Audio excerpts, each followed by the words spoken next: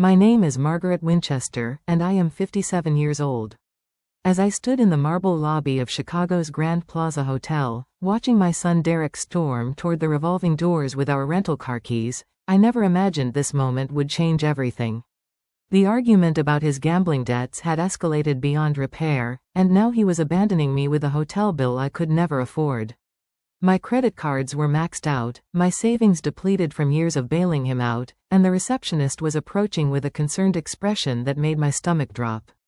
But then she asked the most unexpected question that would unravel secrets I never knew existed.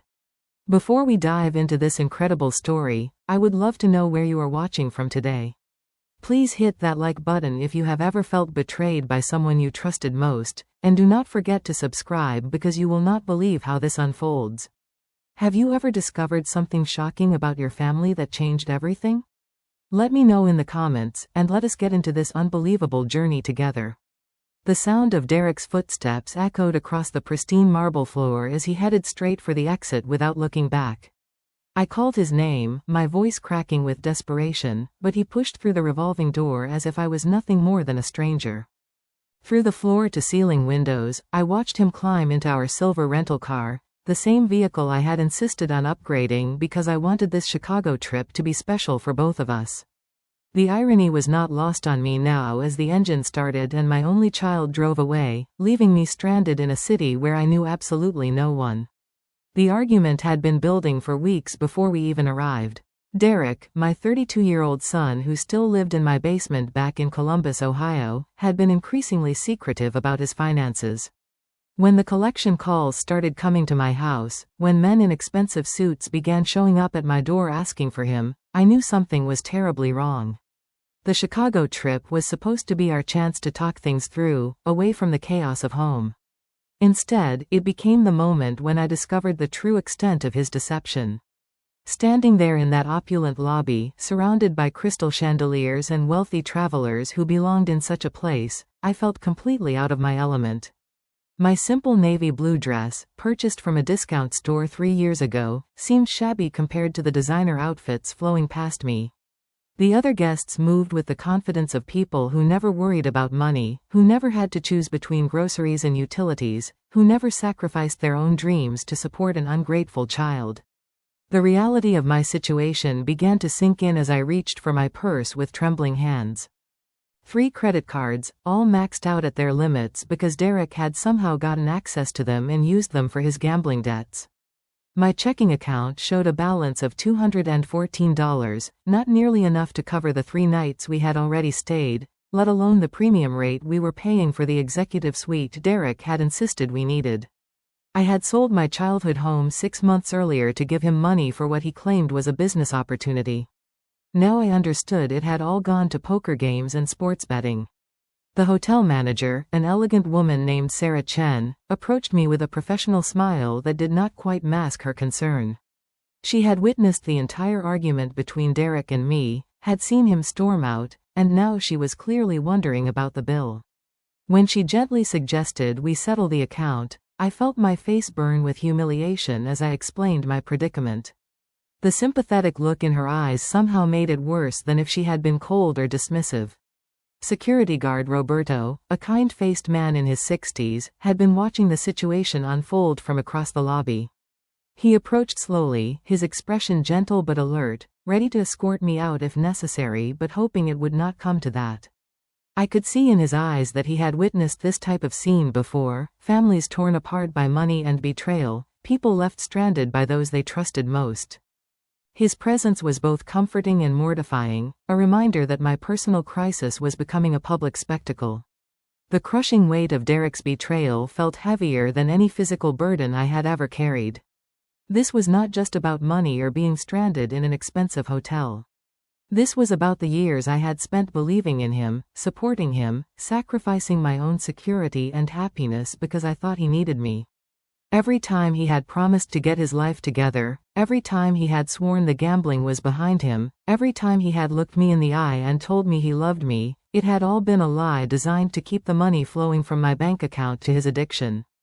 As I stood there contemplating how I would explain my situation to the hotel management, the young woman behind the reception desk kept stealing glances in my direction. Emma, according to her name tag, appeared to be in her mid-20s with striking auburn hair and intelligent green eyes that seemed to be studying my face with unusual intensity. She whispered something to her colleague, then approached me with a hesitant expression that suggested she was wrestling with whether to speak.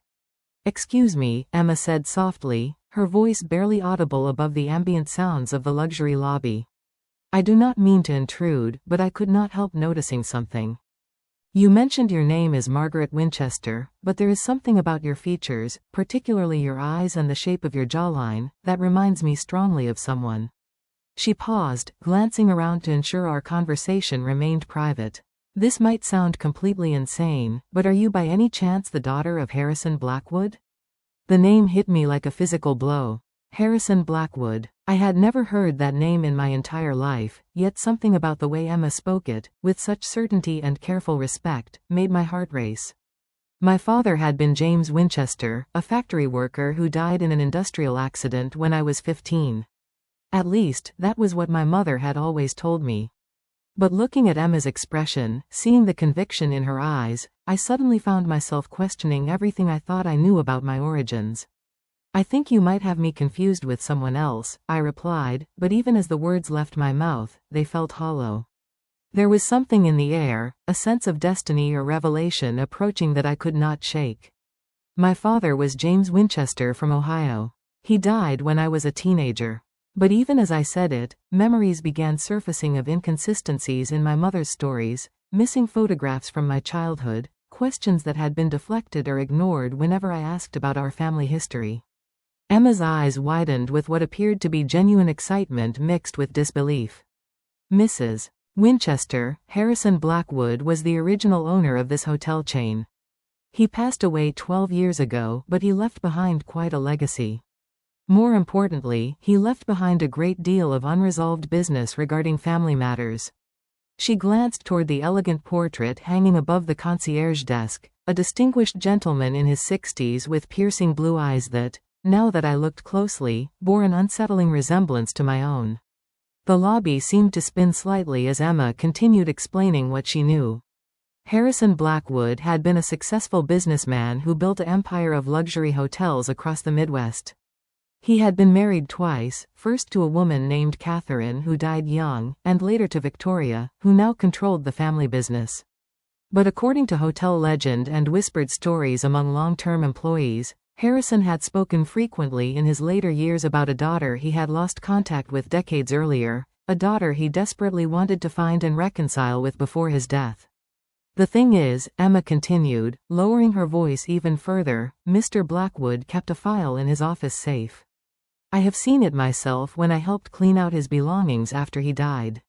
It contained photographs and documents related to his search for his missing daughter. The woman in those photographs looked remarkably similar to you, and her name was listed as Margaret Catherine Winchester.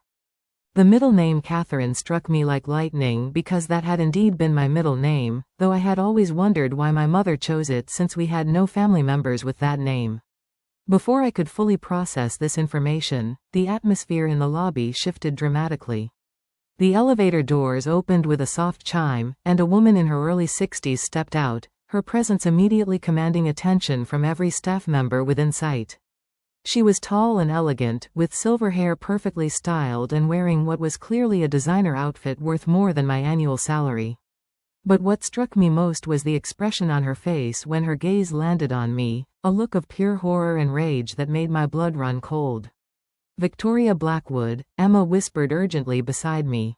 "Harrison's widow and current owner of the hotel chain. If what I suspect about your identity is true, then your presence here is about to create a very big problem." The warning came too late, as Victoria was already striding across the lobby with the determination of someone ready for battle, her heels clicking sharply against the marble floor like gunshots announcing the beginning of a war one did not even know I was part of. Victoria's approach was like watching a storm gather on the horizon, beautiful but terrifying in its intensity.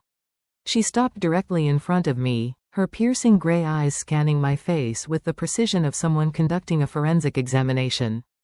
When she spoke, her voice carried the authority of someone accustomed to having her words obeyed without question, but there was also an undercurrent of fear that I did not understand.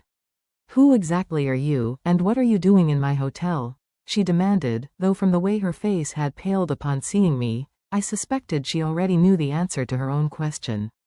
Victoria's hostile reception was unlike anything I had ever experienced. She stood before me with the bearing of someone who had spent decades in positions of power, but beneath her composed exterior, I could detect something that looked remarkably like panic. Her manicured hands trembled almost imperceptibly as she reached for her phone, and when she spoke to someone on the other end, her voice carried a sharp edge of urgency that seemed disproportionate to simply encountering an unexpected hotel guest. "Marcus, I need you at the Grand Plaza immediately," she said into the phone, never taking her eyes off me. "We have a situation that requires your immediate attention." The conversation was brief, but the underlying tension suggested that whatever situation she was referring to was far more serious than a simple case of mistaken identity. When she ended the call, Victoria turned her full attention back to me, studying my features with the intensity of someone trying to solve a puzzle that threatened everything she held dear. Emma, who had remained quietly beside me during this exchange, suddenly found herself the target of Victoria's wrath. "Miss Patterson," Victoria snapped, using Emma's surname with the formality of an employer addressing a subordinate who had overstepped boundaries, "I believe you have work to attend to at the front desk. This conversation does not concern you." But Emma stood her ground with surprising courage, her young face set with determination that suggested she had no intention of abandoning me to face this alone. "Actually, Mrs. Blackwood, I believe this conversation concerns all of us," Emma replied respectfully but firmly. "Especially if this lady is who I believe she might be." The statement landed like a bomb in the tense atmosphere, and Victoria's reaction confirmed that Emma's suspicions were not unfounded. The older woman's face went through a series of expressions: rage, fear, calculation, before settling into the cold mask of someone preparing for battle.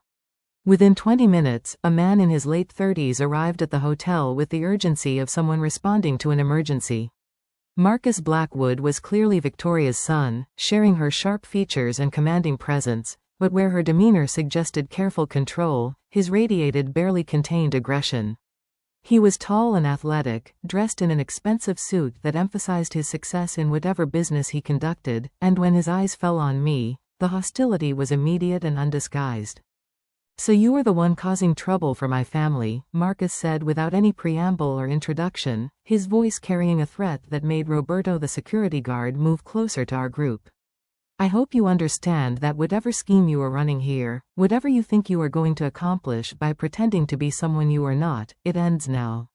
His words hit me like physical blows because I had no idea what scheme he was referring to or what identity I was supposedly claiming. The accusation of fraud came so suddenly that I barely had time to process it.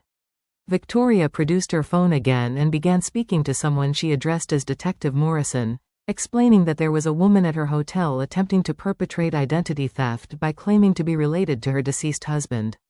She provided a detailed description of me and suggested that I was likely part of a larger scam targeting wealthy families. The conversation was loud enough for other guests to overhear, and I felt the humiliation burn through me as curious glances turned in our direction. "This is insane," I protested, my voice stronger than I felt. "I never claimed to be anyone other than Margaret Winchester. I never said I was related to your husband. The only reason this conversation started was because your employee noticed some kind of resemblance." But even as I defended myself, doubt was creeping in. The coincidences were too numerous to ignore. My middle name Catherine, my mother's evasiveness about family history, the strange recognition I felt when looking at Harrison Blackwood's portrait. Marcus stepped closer, invading my personal space in a way clearly designed to intimidate. "People like you disgust me," he said quietly, his words meant for my ears alone. "You prey on grief and take advantage of families who have suffered losses.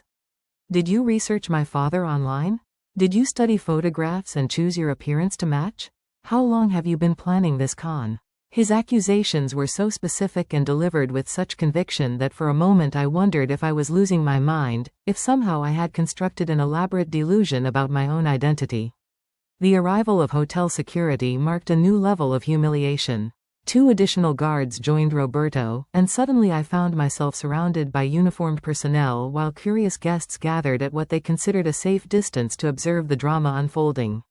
Victoria spoke to the guards in hushed tones, but her gestures toward me made it clear that she was painting me as some kind of threat that needed to be contained and removed from the premises immediately.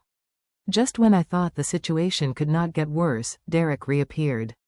My son walked through the lobby doors with the casual confidence of someone who belonged there, and when he approached our group, he directed his attention not to me, but to Victoria and Marcus. The exchange between them was brief but telling, a series of nods and whispered words that suggested this was not their first meeting. When Derek finally looked at me, his expression held no trace of the love or guilt I might have expected from a son who had just abandoned his mother in a desperate situation. "I think my mother might be having one of her episodes," Derek said to Victoria, his voice carrying the concerned tone of a dutiful son worried about a parent's mental health. "She has been under a lot of stress lately, and sometimes she creates these elaborate fantasies to cope with reality. I apologize for any trouble she has caused." The words felt like a knife twisting in my chest because I realized that Derek was not just abandoning me, he was actively working against me, providing ammunition for people who already wanted to discredit and remove me. The conspiracy was becoming clear, though I still did not understand all the moving parts. Derek had not stormed out in anger, he had left to contact Victoria and Marcus, to warn them of my presence and coordinate their response. The gambling debts, the financial crisis, even our trip to Chicago, all of it had been orchestrated to put me in a vulnerable position where I could be easily discredited if the truth about my parentage ever came to light. The revelation of Derek's treachery hit me harder than any physical blow could have. As I watched him stand beside Victoria and Marcus, presenting a united front against me, the scope of the deception became clear. This was not a spontaneous reaction to my unexpected presence at the hotel. This was a carefully planned operation designed to discredit me before I could even understand what I had stumbled into. Derek's concerned expression as he spoke about my supposed mental health episodes was perfectly crafted, the performance of someone who had been rehearsing his role for quite some time. "You have to understand," Derek continued, addressing Victoria with the deference of someone seeking approval from a superior, "my mother has always had delusions of grandeur. She convinced herself that our family had money hidden somewhere, that there were relatives who would someday rescue us from our financial problems." His words were carefully chosen, designed to paint my discovery as the fantasy of an unstable mind rather than a legitimate revelation about my heritage. Victoria seized on Derek's explanation with obvious relief, her posture relaxing slightly as she found a narrative that served her purposes. "Mental illness runs in families," she said with false sympathy, loud enough for nearby guests to hear. "Harrison mentioned that his first wife Catherine struggled with similar issues before her death. Perhaps this poor woman is Catherine's daughter after all, but clearly she has inherited more than just physical features." The suggestion that I had inherited mental instability was delivered with the precision of a surgical strike, designed to undermine any credibility I might have in future interactions. Marcus produced a folder from his briefcase with the efficiency of someone who had been prepared for this exact scenario. Inside were documents that appeared to be medical records, psychological evaluations, and reports from social workers, all bearing my name and suggesting a long history of delusional behavior and financial irresponsibility. The papers looked official and legitimate, complete with professional letterheads and signatures, but I knew with absolute certainty that I had never seen any of these documents before in my life. "As you can see," Marcus explained to the gathered hotel staff and security personnel, "we are dealing with someone who has a documented history of creating false identities and making fraudulent claims. The family has been monitoring her behavior for some time, hoping she would seek professional help voluntarily." The implication was clear. I was a known quantity, a troubled individual whose claims could be dismissed without serious consideration. The elderly lawyer who had been quietly observing our interaction from across the lobby finally approached our group. Patterson, according to his introduction, had been Harrison Blackwood's personal attorney for over 30 years and still maintained an office in the hotel building.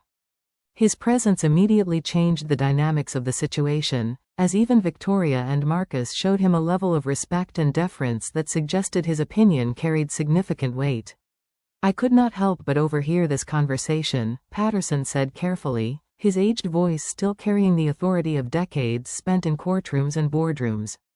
And while I certainly understand the family's concerns about protecting Harrison's legacy from fraudulent claims, I feel obligated to mention that Harrison did indeed spend considerable time and money in his later years searching for his missing daughter. His statement landed like a bombshell in the carefully constructed narrative that Derek, Victoria, and Marcus had been building. Patterson's revelation caused an immediate shift in Victoria's demeanor. The confident authority she had displayed moments earlier gave way to barely controlled panic as she realized that Harrison's longtime attorney possessed information that could undermine everything she had worked to protect. "Mr. Patterson," she said with forced calm, "I think you may be misremembering. Harrison never mentioned any missing daughter to me during our marriage." "With all due respect, Mrs. Blackwood," Patterson replied, his tone remaining professional despite the obvious tension, "Harrison kept quite a few things from you during your marriage, including several letters and photographs related to his search for Margaret Winchester, his daughter with his first wife." The use of my full name, including the middle name that had puzzled me my entire life, sent chills down my spine and confirmed what I was beginning to suspect about my true parentage. Derek's reaction to Patterson's words was immediate and telling. Instead of the surprise or confusion that an innocent person might display upon learning such information, he showed clear signs of panic. His face flushed, his hands clenched into fists, and he began speaking rapidly in an attempt to discredit Patterson's testimony before it could gain traction. "The old man is clearly confused," Derek said dismissively. "He is probably mixing up different clients or different cases. You cannot seriously believe this fantasy." But Patterson was not finished. From his briefcase, he produced a manila envelope that appeared to have been sealed for quite some time. Harrison left specific instructions that this envelope should only be opened in the presence of his daughter, should she ever be found. He looked directly at me as he spoke, his eyes kind but serious. "The resemblance is quite striking, young lady. You have your father's eyes and your mother's smile, exactly as Harrison described them." Victoria's composure finally cracked completely. "This is ridiculous," she snapped, her voice rising to a level that drew attention from across the lobby. "Even if this woman is who she claims to be, which I seriously doubt, Harrison is dead. His will was probated years ago. The estate has been settled. There is nothing left to claim." But the desperation in her voice suggested that she knew her words were not entirely true, that there were indeed assets and inheritance rights that she had been working to conceal. The sealed envelope that Patterson held seemed to glow with potential in the elegant lighting of the hotel lobby. Whatever it contained clearly had the power to confirm or deny my identity, to validate or destroy the claims that were being made about my parentage. But before Patterson could break the seal, Derek made a desperate move that revealed just how high the stakes really were. "Mother," Derek said, his voice taking on a pleading tone that I had heard countless times throughout his childhood, "please do not let these people confuse you. You know you have been struggling with memory issues lately. Remember what the doctor said about stress and how it can affect your perception of reality." His attempt to gaslight me in front of witnesses was so blatant and cruel that even Victoria looked momentarily uncomfortable with his tactics. Something fundamental shifted inside me as I listened to Derek attempt to convince strangers that I was mentally unstable. After years of enabling his destructive behavior, after sacrificing my financial security and emotional well-being to support his lies, after watching him abandon me in my moment of greatest vulnerability, I finally reached the point where maternal love could no longer override basic self-preservation. The fog of confusion and hurt that had clouded my judgment cleared, and for the first time since this entire ordeal began, I felt my own strength returning. "Enough," I said, my voice cutting through Derek's continued protests with an authority that surprised even me.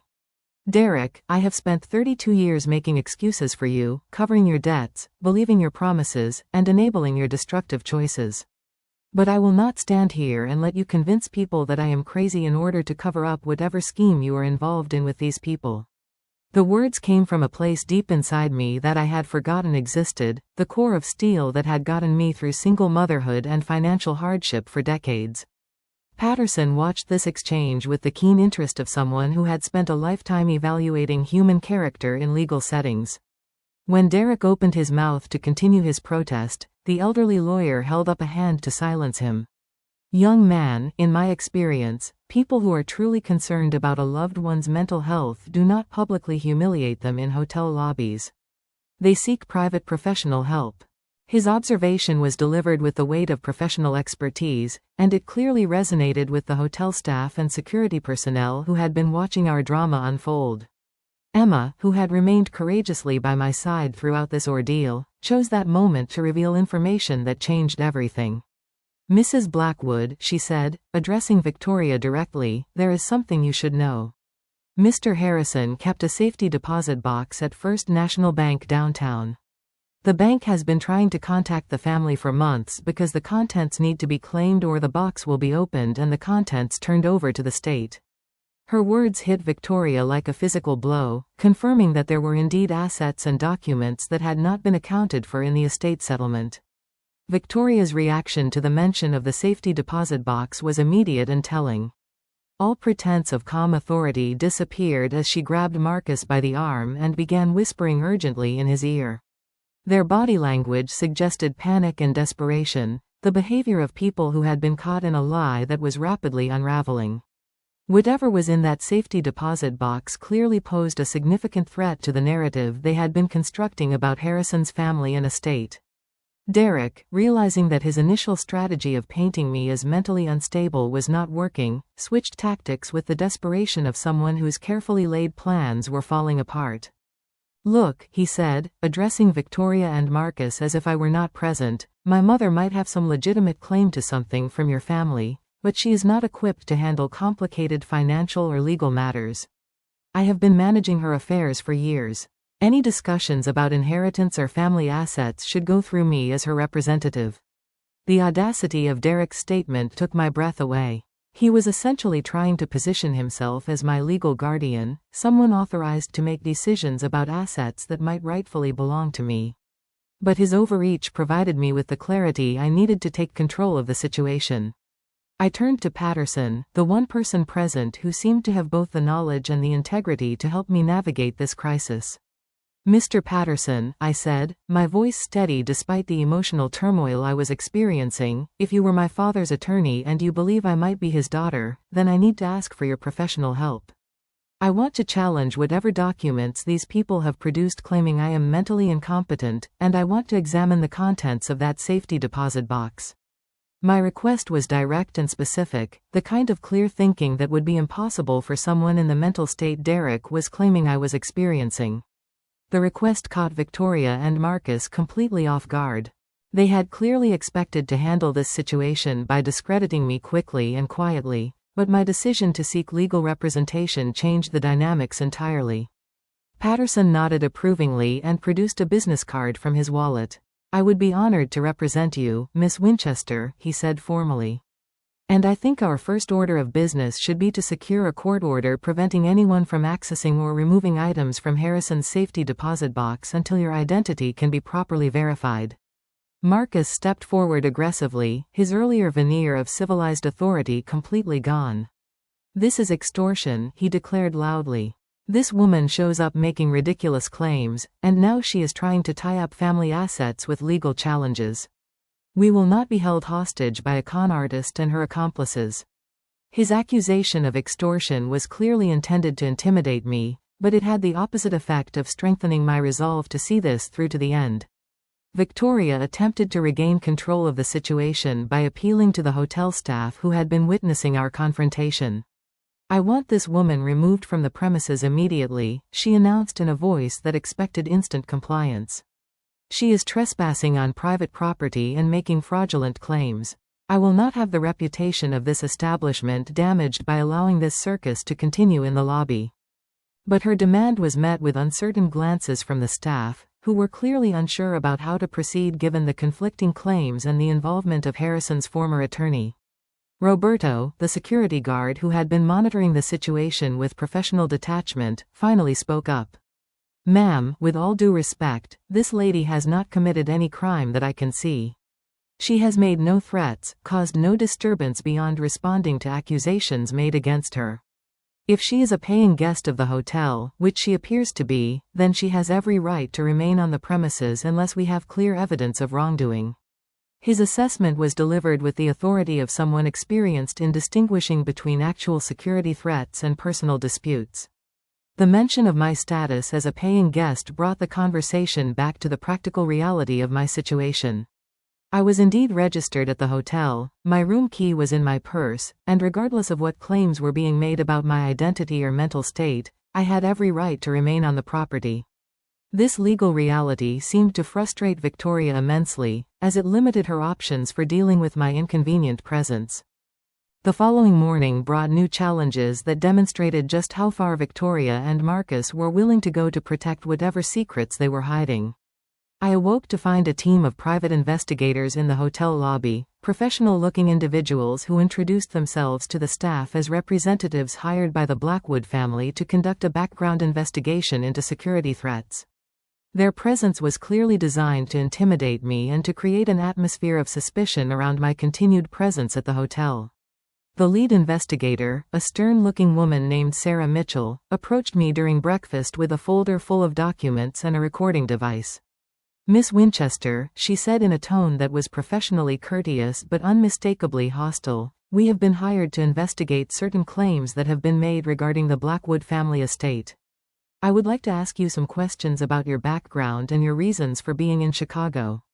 Her approach was legal and professional, but the underlying threat was clear.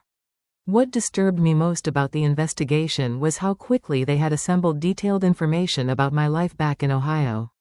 Mitchell presented documents showing my employment history, my financial struggles, Derek's gambling problems, and even medical records from doctor visits I had made years earlier.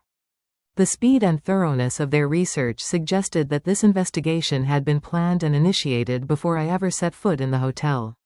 Derek's role in this new phase of the campaign against me became clear when I overheard him providing additional information to the investigators about my supposed mental health issues. He spoke with the authority of a concerned son sharing confidential family information, describing episodes of confusion, financial irresponsibility, and delusional thinking that he claimed to have witnessed throughout my adult life. Every story was carefully crafted to suggest that I was not competent to handle my own affairs, let alone make claims about inheritance or family assets. The psychological pressure of being constantly watched and evaluated began to take its toll on my emotional state. Every conversation I had with hotel staff was observed and likely recorded. Every phone call I made was monitored. Even my meals in the hotel restaurant were noted and documented as part of their investigation. The investigators made no effort to hide their surveillance, clearly hoping that the pressure would cause me to break down or leave voluntarily. Marcus escalated the situation by attempting to have me involuntarily committed to a psychiatric facility. He arrived at the hotel with two men in white coats who identified themselves as mental health professionals conducting an emergency evaluation. They claimed to have received reports that I was a danger to myself and others, and that they had legal authority to transport me for a 72-hour observation period. The scene in the lobby was terrifying and humiliating, with other guests watching as these men approached me with restraints and paperwork. Only Patterson's quick intervention prevented what would have been a nightmare scenario. The elderly attorney appeared as if from nowhere, armed with legal documents and a commanding presence that stopped the commitment proceedings in their tracks. "Gentlemen," he announced in a voice that carried across the entire lobby, "you are attempting to unlawfully detain my client without proper court authorization. I suggest you review your paperwork very carefully before proceeding further." His challenge revealed that the commitment order was indeed fraudulent, lacking the proper signatures and legal foundations required for involuntary psychiatric holds. The attempted commitment was the breaking point that finally turned public opinion in my favor. Hotel guests who had been watching the ongoing drama with curiosity began to express sympathy and support for my situation. Several people approached me privately to share their own stories of family betrayal and legal manipulation, creating a network of informal allies who were willing to serve as witnesses to the harassment I was experiencing. Emma's support during this period proved invaluable in ways I never could have anticipated. She began secretly documenting every interaction between Victoria, Marcus, Derek, and myself, creating a detailed record of their attempts to intimidate and discredit me. Her position as a hotel employee gave her access to information and resources that proved crucial in building a case against their fraudulent tactics. The discovery of Harrison's safety deposit box became the focal point of our legal strategy. Patterson filed a court motion requesting immediate access to the box contents, arguing that they contained documents essential to resolving questions about my identity and inheritance rights. Victoria and Marcus fought the motion vigorously, hiring expensive lawyers and filing counter-motions claiming that I had no legal standing to make such requests. The legal battle attracted media attention that none of us had expected. A local news reporter picked up the story of the inheritance dispute, framing it as a classic tale of the wealthy family trying to suppress an inconvenient heir. The coverage was largely sympathetic to my situation, particularly after Derek's role in the conspiracy became public knowledge. Television interviews with hotel staff and guests painted a picture of a vulnerable woman being systematically terrorized by people with significant financial resources and no moral constraints. Victoria's response to the negative media coverage revealed the depth of her desperation. She hired a public relations firm to manage the family's image, issuing statements that portrayed me as a disturbed individual taking advantage of an elderly man's death for financial gain. The PR campaign included social media posts, press releases, and even paid advertisements designed to discredit my claims and present the Blackwood family as victims of an elaborate con game. The escalation reached its peak when I returned to my hotel room one evening to find it had been ransacked. Drawers were pulled open, my belongings scattered across the floor, and my laptop computer was missing along with any documentation I had gathered related to my case. Hotel security claimed they had no record of anyone entering my room, but the professional nature of the search suggested that whoever was responsible had considerable experience in such operations.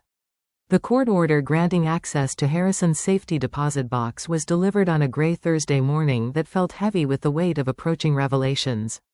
Patterson had worked tirelessly to overcome the legal obstacles that Victoria and Marcus had thrown in our path, and now we were finally going to see what Harrison Blackwood had considered important enough to secure in a bank vault for over a decade. The anticipation was almost unbearable as we gathered at First National Bank downtown, a small group consisting of Patterson, myself, Emma, who had been granted permission to attend as a witness, and a bank representative.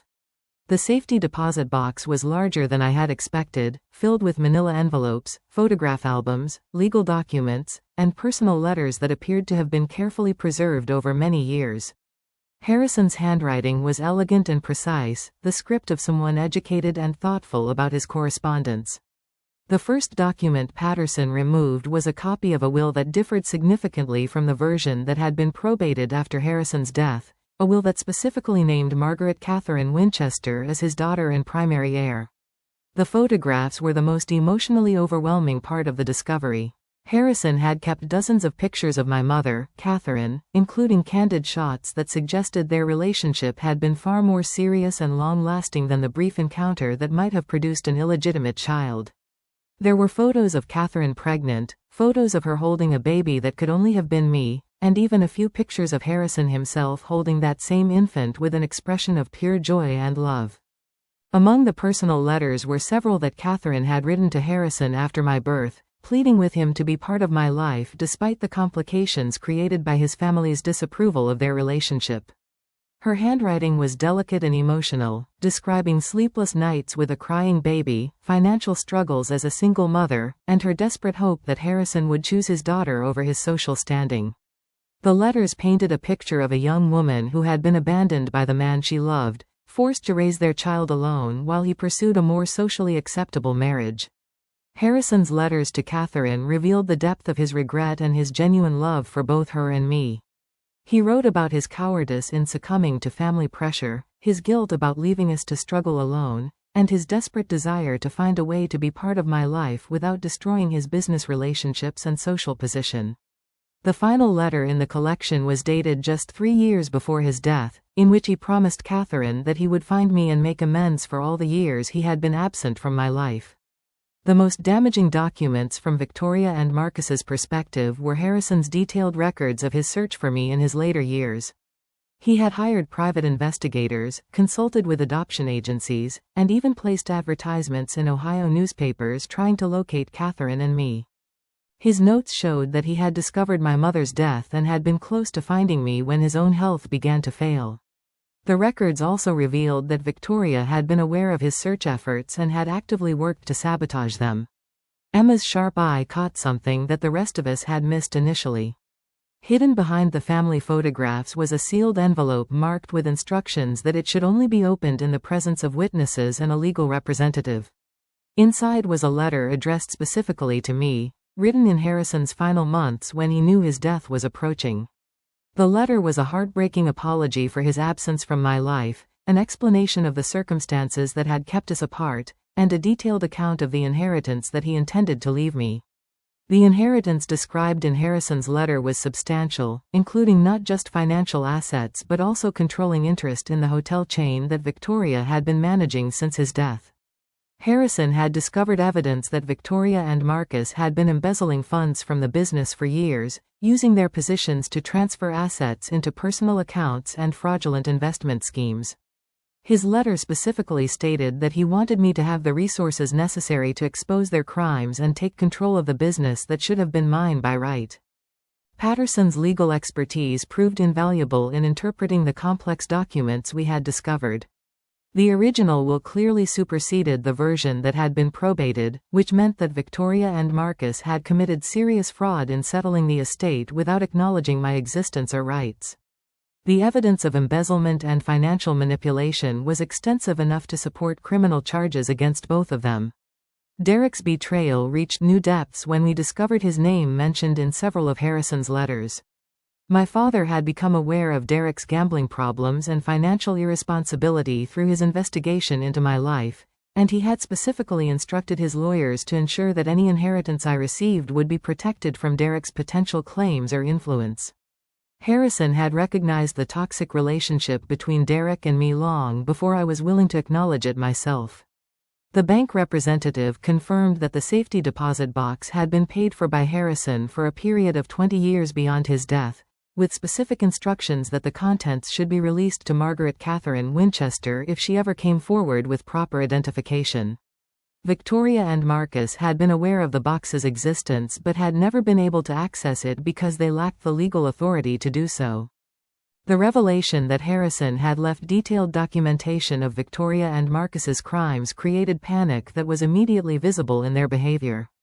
When word reached them that we had accessed the safety deposit box, they made desperate attempts to contact their lawyers and accountants, presumably to begin covering their tracks or planning their legal defense.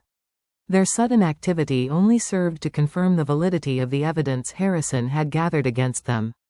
The most personal discovery was a collection of birthday cards that Harrison had written for me over the years but never been able to send. Each card contained heartfelt messages expressing his love, his regret, and his hopes for my future. Reading those cards, knowing that he had thought about me on every birthday while I grew up believing I was fatherless, was both heartbreaking and healing in ways I had not expected. The evidence we uncovered painted a clear picture of a family conspiracy that had been in operation for over 2 decades. Victoria and Marcus had systematically looted Harrison's business empire while keeping him isolated from his daughter and preventing any reconciliation that might have threatened their control. Derek's involvement appeared to be more recent, likely recruited when they discovered that I was beginning to ask questions about my family history. The wheels of justice moved with surprising speed once Patterson presented the evidence from Harrison's safety deposit box to the appropriate authorities. Within 48 hours of our discovery, criminal investigators were examining the financial records of the Blackwood hotel chain, and federal prosecutors were reviewing the case for potential charges related to inheritance fraud, embezzlement, and identity theft. The scope of Victoria and Marcus's crimes was far more extensive than any of us had initially suspected, involving millions of dollars diverted from legitimate business accounts into personal investments and offshore holdings. Victoria's arrest occurred in the hotel lobby where our confrontation had first begun, a poetic justice that was not lost on the staff and guests who witnessed it. Federal agents arrived with warrants and handcuffs, treating her with the professional courtesy due to any suspect but showing no special deference to her wealth or social position. Her dignified facade crumbled completely as the reality of her situation became clear, and her demands to speak with her lawyers were met with the standard explanation of her rights under arrest. Marcus proved to be more of a flight risk than anyone had anticipated. When investigators arrived at his residence with arrest warrants, they discovered that he had already liquidated several bank accounts and booked passage on a private flight to a country with no extradition treaty with the United States. His attempted escape was unsuccessful, as federal marshals intercepted him at the airport just hours before his scheduled departure. The desperation of his escape attempt suggested that he fully understood the severity of the charges he was facing. Derek's role in the conspiracy earned him his own set of legal troubles, though his charges were somewhat less severe than those facing Victoria and Marcus. Prosecutors determined that while he had definitely participated in the scheme to discredit me and prevent me from claiming my inheritance, his involvement appeared to be motivated more by his gambling debts and financial desperation than by long-term criminal planning. Nevertheless, he faced charges related to fraud and conspiracy that could result in significant prison time. The financial recovery process proved to be complex and emotionally draining, requiring months of forensic accounting to trace the movement of stolen assets through various investment vehicles and offshore accounts. Harrison's business empire had been systematically gutted over the years, with legitimate hotel revenues diverted into personal accounts and risky investment schemes that had lost millions of dollars. The investigators estimated that Victoria and Marcus had stolen over $40 million from the estate that should have been mine. The media attention surrounding the case brought both benefits and challenges to my new situation. On one hand, the public sympathy for my story resulted in significant support from the business community and potential allies who wanted to help me rebuild the hotel chain that Harrison had intended me to inherit. On the other hand, the constant scrutiny and requests for interviews made it difficult to process the emotional impact of everything that had happened. Emma's courage in supporting me throughout the ordeal earned her a promotion to hotel manager when the dust settled, a position she richly deserved based on both her loyalty and her competence. Her willingness to risk her job to help a stranger revealed a character that made her invaluable as an ally and friend. The bond we had formed during the crisis deepened into a genuine friendship that provided emotional support during the difficult process of rebuilding my life. Patterson's legal expertise proved to be worth every penny of his substantial fees, as he navigated the complex process of invalidating the fraudulent estate settlement and establishing my rightful claim to Harrison's assets. His decades of experience in probate law and his personal knowledge of Harrison's intentions were crucial in convincing the courts to recognize me as the legitimate heir to the Blackwood fortune. The hotel staff who had witnessed the entire drama became some of my strongest supporters as I began to take control of the business. Their first-hand knowledge of Victoria and Marcus's arrogant and abusive behavior made them eager to work for someone who treated them with basic human decency. Roberto, the security guard who had shown me kindness during my darkest moments, became the head of security for the entire hotel chain, a promotion that reflected both his competence and my gratitude for his support. Derek's attempts at reconciliation were met with the boundaries that I should have established years earlier. While I did not completely cut him out of my life, I made it clear that any relationship we might have in the future would be contingent on his genuine commitment to recovery from his gambling addiction and his willingness to make amends for the harm he had caused. The inheritance Harrison had left me was protected by legal trusts that prevented Derek from accessing any of the funds, exactly as Harrison had intended. The criminal trials of Victoria and Marcus provided a public forum for exposing the full extent of their crimes and their callous disregard for both Harrison's wishes and my rights as his daughter. Victoria's defense team attempted to portray her as a grieving widow who had been manipulated by her son, but the evidence of her active participation in the conspiracy was too overwhelming to support such claims. Marcus's lawyers focused on plea negotiations rather than challenging the evidence against him. The restoration of my father's hotel empire became both a professional challenge and a personal mission. Harrison had built his business on principles of excellence and integrity, values that had been systematically undermined during Victoria and Marcus's control. Rebuilding the company's reputation and financial stability required not just recovering stolen assets but also implementing new management practices and ethical standards that would prevent future abuses. The personal healing process was perhaps more difficult than the legal and financial recovery. Learning about Harrison's love for me and his desperate attempts to find me before his death brought both joy and profound sadness. The relationship we might have had was lost forever, but the knowledge that he had never stopped caring about me provided a sense of closure and belonging that I had been missing my entire life. 2 years have passed since that fateful day when Derek abandoned me in the Grand Plaza Hotel, and the transformation in my life has been beyond anything I could have imagined. The woman who once lived in fear of her son's gambling debts and sacrificed her own security for his empty promises has become someone who stands confidently in boardrooms, makes decisions affecting hundreds of employees, and uses her resources to help others who have faced similar betrayals and abuse. The Blackwood Hotel Group has been rebuilt from the ground up, with new management practices that prioritize both employee welfare and customer satisfaction. The financial hemorrhaging that occurred under Victoria and Marcus's leadership has been stopped, and the company is once again profitable and growing. We have opened 3 new properties in the past year, each designed to reflect Harrison's original vision of luxury hospitality combined with genuine care for both guests and staff.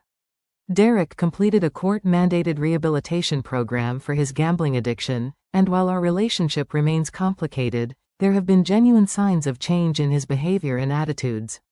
He now works as a counselor in a treatment center for gambling addiction, using his own experience to help others who are struggling with similar problems. Our conversations are limited but respectful, and he has never again asked me for money or attempted to manipulate me emotionally. The legal consequences for Victoria and Marcus served as a powerful deterrent to others who might consider similar crimes against vulnerable families. Victoria was sentenced to 15 years in federal prison for her role in the conspiracy, while Marcus received a 20-year sentence due to his leadership role and his attempt to flee the country. The harsh sentences sent a clear message that financial elder abuse and inheritance fraud would be prosecuted to the fullest extent of the law.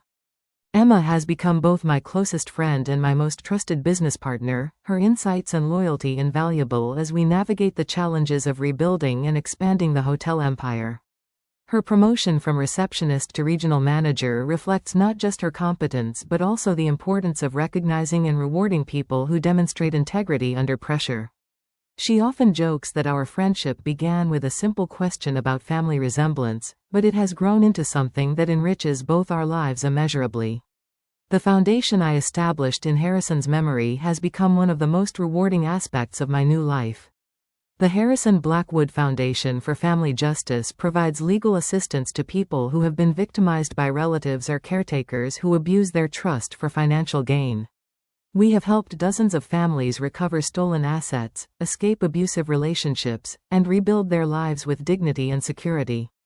Patterson remained my legal advisor until his retirement last year, his wisdom and experience invaluable during the complex process of establishing my new business and charitable enterprises. His decision to represent me despite the risks involved demonstrated the importance of principled professionals who are willing to stand up for what is right even when it is not convenient or profitable. The personal lessons I have learned from this experience extend far beyond the financial and legal aspects of recovering my inheritance. I discovered reserves of strength and courage that I never knew I possessed, qualities that had been suppressed by years of enabling destructive behavior and accepting emotional abuse as normal family dynamics. Learning to set boundaries, to trust my own judgment, and to value my own worth has been as valuable as any monetary inheritance. The hotel where this story began has become my primary residence, the place where I feel most connected to Harrison's memory and most confident about the future we are building together. The luxury suite that once represented my financial downfall has been transformed into a comfortable home where I can reflect on how dramatically life can change when we find the courage to stand up for ourselves and demand the respect we deserve. The media attention that initially felt overwhelming has evolved into opportunities to share my story with others who might be facing similar situations. Speaking engagements at conferences for elder abuse prevention and family law have allowed me to help other people recognize the warning signs of financial manipulation and emotional abuse. Many audience members have approached me afterward to share their own stories of family betrayal and to seek advice about protecting themselves and their assets. The business relationships I have formed in rebuilding the hotel empire have taught me the importance of surrounding myself with people who share values of integrity, competence, and mutual respect. The management team we have assembled includes both experienced hospitality professionals and younger employees who bring fresh perspectives and innovative ideas to our operations. Looking back on that terrible day when I thought my life was falling apart in a hotel lobby, I am struck by how what seemed like my lowest point actually became the beginning of my greatest triumph. The betrayal that devastated me also freed me from toxic relationships and opened the door to discovering my true heritage and potential. Sometimes the worst thing that happens to us creates space for the best things to enter our lives. As I write this, sitting in the same lobby where Derek abandoned me and Victoria tried to destroy me, I am surrounded by friends, colleagues, and employees who respect and support me. The fear and desperation I felt that day have been replaced by confidence and purpose. The financial security that seemed impossible then is now solid and growing. Most importantly, the sense of belonging and family that I had been searching for my entire life has finally been found. What have you learned from the most difficult betrayals in your own life? Have you ever discovered that a crisis that seemed devastating actually opened doors to opportunities you never could have imagined? I would love to hear your thoughts and experiences in the comments below. Please hit that like button if this story resonated with you, and do not forget to subscribe for more inspiring stories of people who overcame impossible odds to build better lives.